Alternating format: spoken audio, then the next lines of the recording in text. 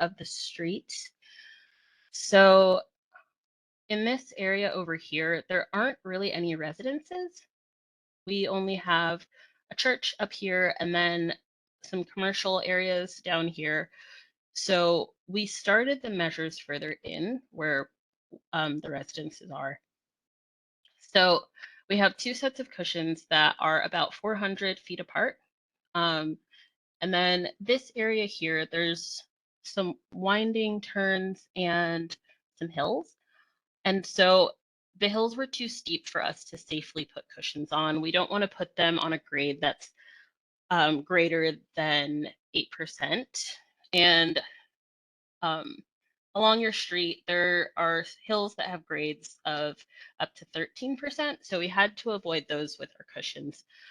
And then down over here, it flattens out again. So we were able to put in another set, which hopefully will encourage people as they're coming off of those hills to slow down a bit before they get to wherever it is they're heading.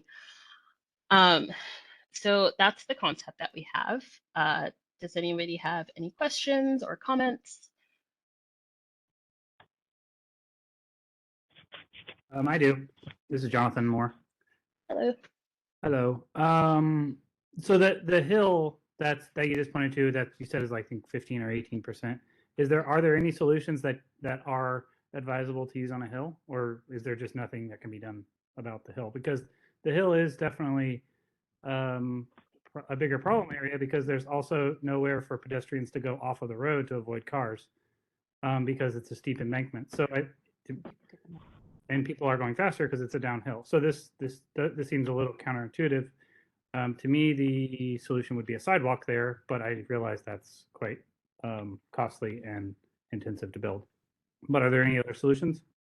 For traffic calming, for other solutions besides cushions in your scenario, we measured the road width and it's not significantly wider than an average road, so we wouldn't really be looking to narrow it. When we went out there yesterday to do some field measurements, and we noted that there are signs that let people know that visibility in this kind of middle area is pretty limited. I don't know if those signs are effective. You probably know better than I do since you live out there. They're not. Okay. But again, putting the cushions on there is more of a safety issue than anything. Would that be a place for like one of the speed limit? Would that be is that a place that could be an option? We can look into it. We typically don't. I'm hearing an echo and like distortion. I'm not sure if everyone else is hearing that as well. But anyway, so we typically try to avoid kind of, I guess, alternating measures just in terms of driver expectations, if that makes sense. So like kind of sandwiching something unexpected in between other measures as people are coming along the road. This wasn't on your list of options, but a four-way stop? So like a stop sign. So stop signs. Stop, sorry. No worries.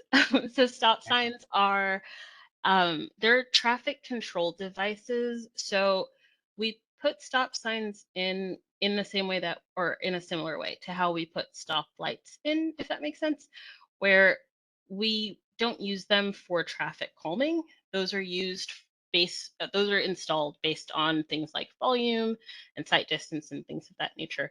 So typically on a street like this, when the developments were happening, somebody would have done traffic studies to determine if these intersections needed to be three-way stops or just a stop sign on the side street. Again, this is outside of the traffic calming program. So if you want that to be reevaluated, I would recommend reaching out through Hub Nashville because then it could get to the groups that do those traffic studies. Okay.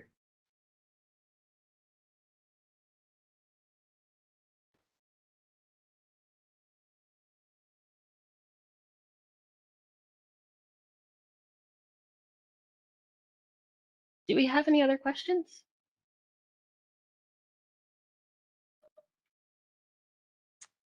Yeah, I'm late to get on here and just finally seeing where these are. Oh, this Pat shocked me.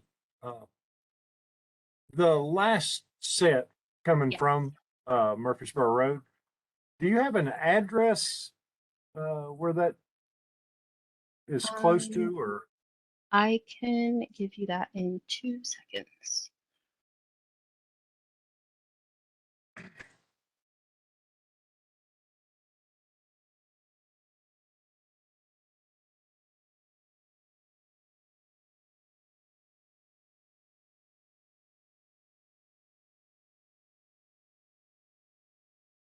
Sorry, I'm just checking where I dropped the pin on Google Earth. Just give me just a moment.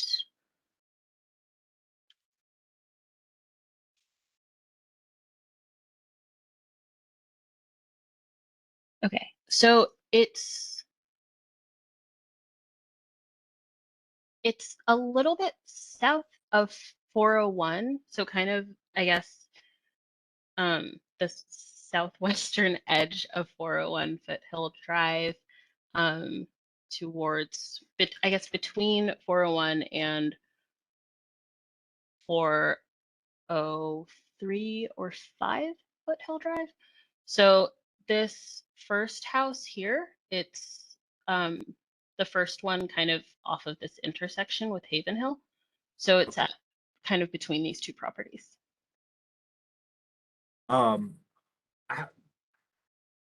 Yeah, the last one is well, that looks like it's around 437 or so, or 439. This one down here. Yes. Let me look up what address that is.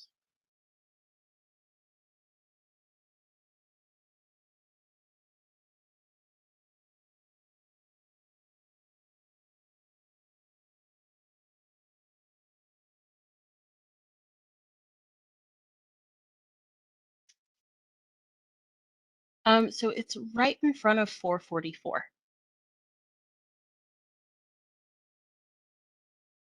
Oh, okay. That's a flat part there. Yeah. Well, heck, while we're looking at them, I guess go back to the middle one. Okay.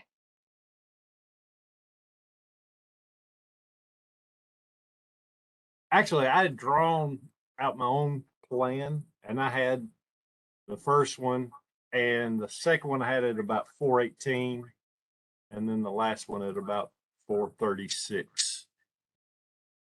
So that's pretty close.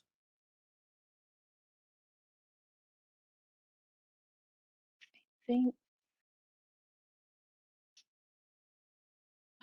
it looks like the middle one is in front of 413 Foothill Drive.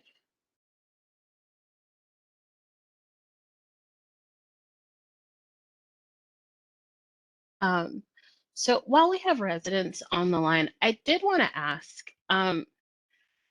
so since you all live out here, you probably would have the answer to this.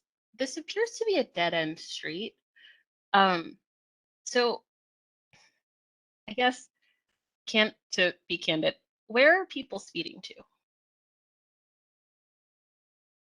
From one end of Foothill to the other.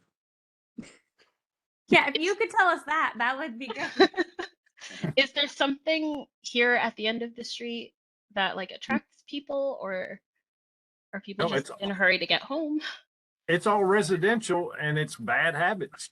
Okay. But you know, the people at the far end that you just were at, they get going and they gain momentum. They ignore, well, just anything and everything and blow right up the hill. This will be interesting when we have our annual ice storm, how people like to try to get out and race up and down the hills to clear one to get out of the neighborhood. But well, you've got these speed bumps. I think they can still get out without having a problem. Yeah. Okay. Well, thanks I mean, for my the context. honest opinion is there's kind of two different vibes in the neighborhood, and everyone, the other residents that I know that are all more in the front end of the neighborhood, and we're the ones with animals and small kids. And I think some of in the back to me is more people, more renters, or yeah, just people that are just in and out, like just driving in and out. Or us in the front are more the ones that are out walking our animals and our pets and out and about. And so yeah, I think it's the people in the back racing to get back there, and us in the front are wanting to be safely on the streets. And the back part of some of the residents, not I guess not all of them, but some of the residents in the back of the neighborhood are making that difficult. Okay. Well, hopefully these cushions, this is the front end, right? Yeah, this is Nick. Okay. I think Danielle, you're Yes. talking about the east Yes, side. sorry. Yeah. Yes. Yeah. And then all the way to the west. Yeah. Yeah, towards the dead end is where I think people are less out walking and trying to be on the streets. Yeah, if I could pipe in, my name's Nick Bennett. I'd kind of like to second Jonathan and Danielle's concern about the placement of the cushions being a little counterintuitive, as that's a I guess if we're going east to west there from Murfreesboro down Foothill, there's cushions prior to Crown Hill. Crown Hill, obviously the name implies it's the top of that hill. Then there's that's where the blind drives start and the steep incline or decline there. And I feel like that's a problematic area for speed and pedestrians with visibility and stuff. And yeah, so I heard the limitations with the grade there being quite steep, but yeah, I wonder if people are just gonna, the problem speeders are gonna hit these two first cushions and then get to the top of the hill at Crown Hill and just blast down that hill, which is kind of what I see already. Mm-hmm. Okay. And the reason you can't do a speed cushion on a hill, is it just because of braking if there's ice or snow, or what is the reason? Or does it destroy the thing whenever there's braking pressure on it? So there are a couple of reasons. I guess I'll start with the manufacturers, TrafficLogix, who make the cushions. They strongly advise that we don't put them on grades that are higher than 8%. And so part of that is it's already, in theory, these hills should provide some innate traffic calming. It sounds like that's not really the case, but any stretch of road that's a little more difficult to navigate is usually one that people are more careful driving through. So that's part of why we don't put them in curves, because you're already going through like a turn. We don't want to add an obstacle if you're already dealing with an obstacle, because again, theoretically, people are slowing down through turns, and we don't want to have vertical deflection and horizontal deflection at the same time. It just makes it more dangerous for people as they're going through like a horizontal turn. And it's a similar case for a vertical one. It's just harder for people to navigate them. If you're going downhill and you're hopefully hitting your brakes, we don't want to add a bump for you to try to get over, and you might like lose control or something. Okay, thanks for that clarification. But we'll definitely take your feedback into account about this area being specifically dangerous and try to find some additional measures that we can look into for that area to bring to you guys for meeting 2. And thank you for providing some context, because most of the streets that we work on are ones where people are using it as a cut through to like get around traffic on a major road. So this one was a little puzzling. I was just saying, I think for me, I think the one going back, is that east? Yeah, east out of the neighborhood. The one, because the back of the neighborhood is on the top of a hill, and then Crown Hill is a hill, and then Deervale is like at the bottom. And so I think the issue is people coming from the top down, they're gaining speed.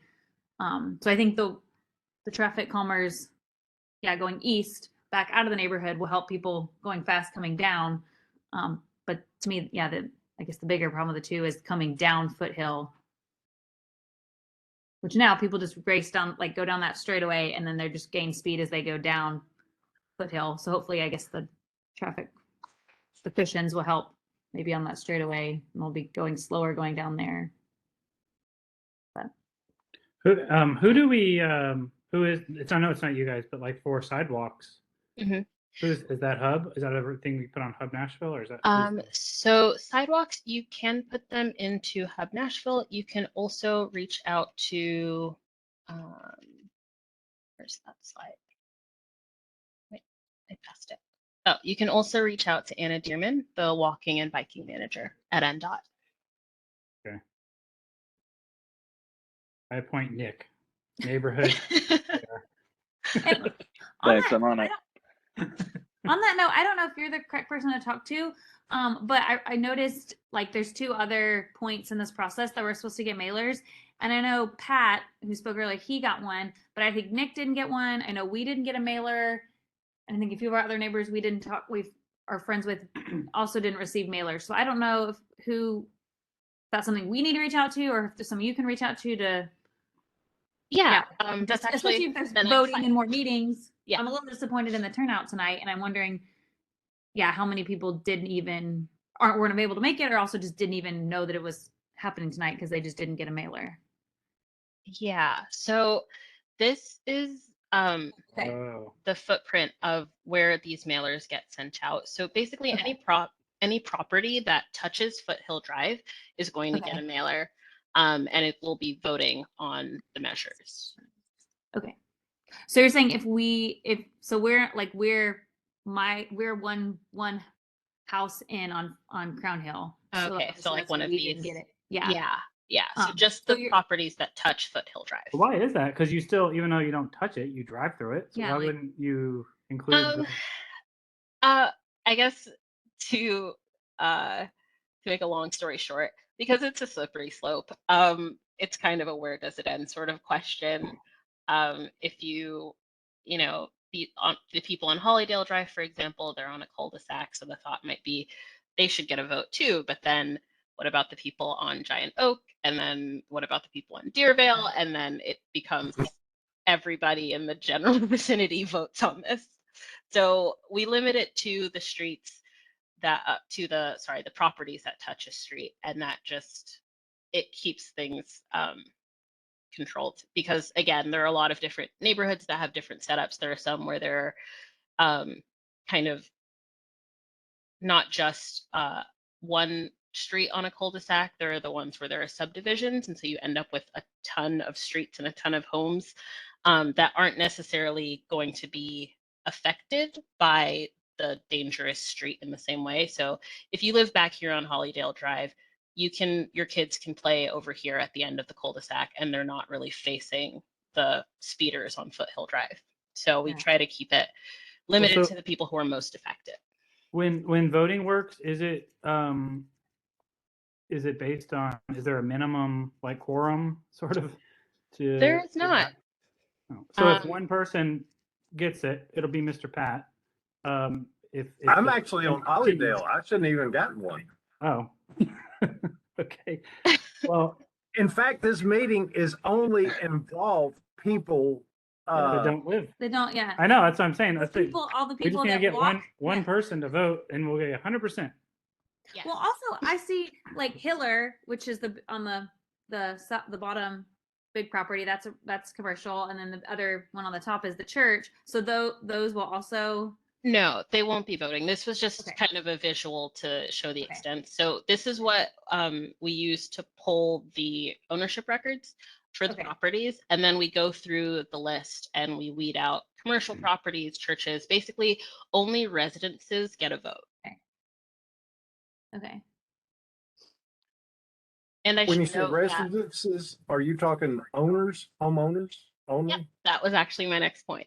Yes, homeowners vote. So if a renter is occupying a house, the ballot or the meeting card, it goes to the homeowner wherever they are. And so we have homeowners in other states that vote on these measures, because at the end of the day, it's their property. And so the renter could move out next year, next week, for all we know. And the idea is, again, these are very blanket policies that unfortunately can't cover all scenarios, but the hope is that we're reaching the people who have the most long-term investment in the street. Yeah. That explains why I got one. Yeah. I have a place on Foothill Drive that I rent. All right, Pat, you got to carry us all, but well, we know Jason and we know a couple other people, so we'll talk to people we know. I need to text them. Yeah, that are Where on are you? directly on.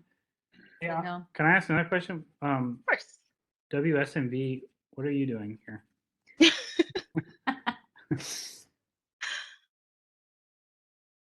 We gonna be on the news? Okay. Well, they're just down the road, so. Maybe it's somebody works for WSMV.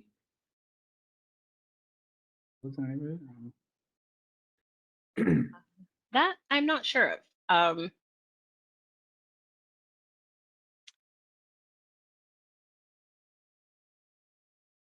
Do we have any other questions? One thing to Danielle's point about the people that, I don't know, the attitudes of people, the drivers and people using Foothill. It really is odd, but the people that actually live on Foothill, I kind of know everything goes on in this neighborhood. They're not the walkers or the kids with strollers. Oh, I see. That's pretty blanket for the whole length of Foothill. And it's well, Nick got this started and they're up on Haven Hill, but that's where all the kids are on the off streets and basically all the walkers are. But most of the speeders live on Foothill. So if we can keep this quiet and just have one vote. Seriously, Pat, we'll have a side meeting. You and then I said I could probably pull a couple people to vote yes. So we just hope the other people don't turn out to vote no, so they can speed. And if you do have any neighbors that weren't able to make it this evening, we'll have a recording of this posted on, I think it's the Metro Channel 3 YouTube, if I'm not mistaken.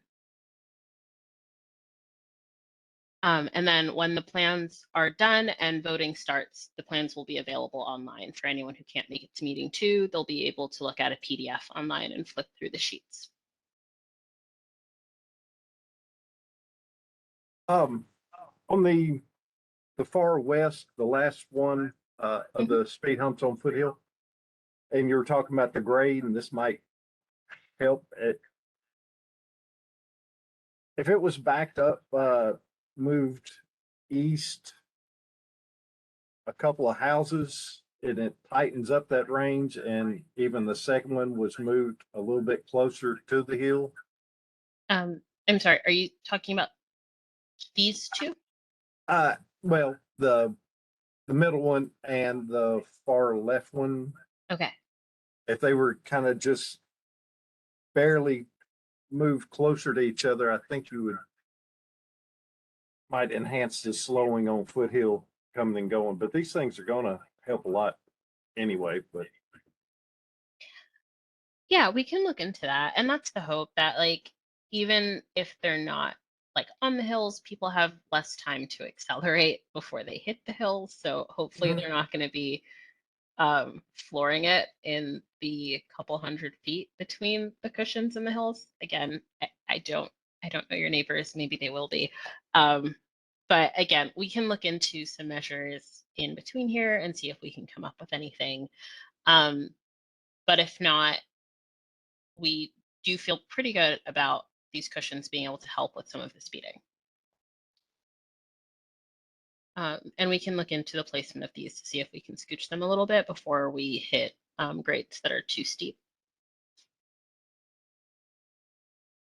Oh, I should also note, the cushions are never going to be placed in front of someone's driveway or like in front of an intersection or anything like that. When we say that they're in front of a house, it's between driveways where people still have access to their homes unhindered.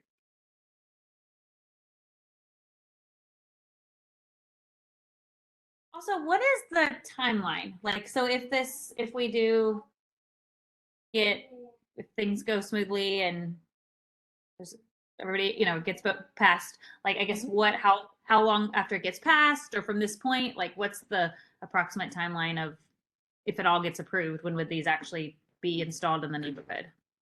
Yeah, that's a good question. So for timeline, so the next step would be that we reevaluate the design based on the comments we got this evening, and then we work on drafting up the plans.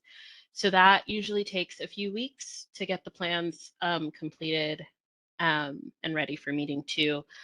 And then after meeting 2, if there seems to be a good consensus of the attendees and we haven't gotten more comments that we need to address, then we'll send out ballots in the mail.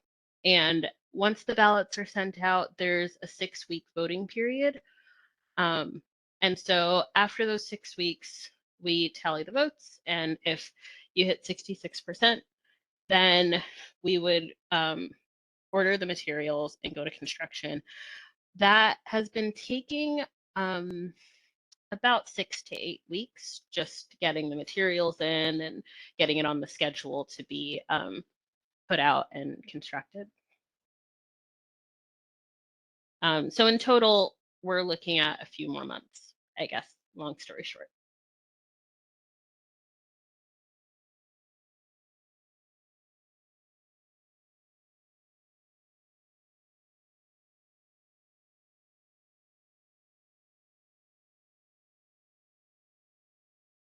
Do we have any other questions?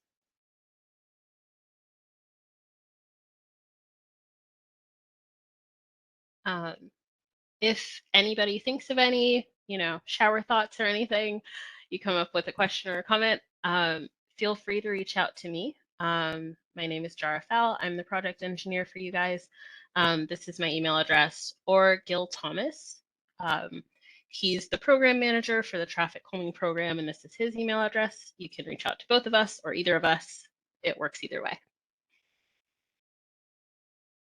So I'll leave that up there for a minute so you guys can grab that.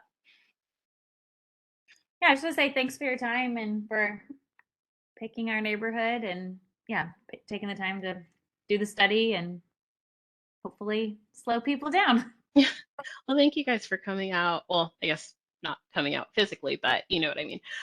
Thanks for showing up and being engaged. Thank you too. Thank you, everyone. I took some good notes and we'll definitely take these into consideration.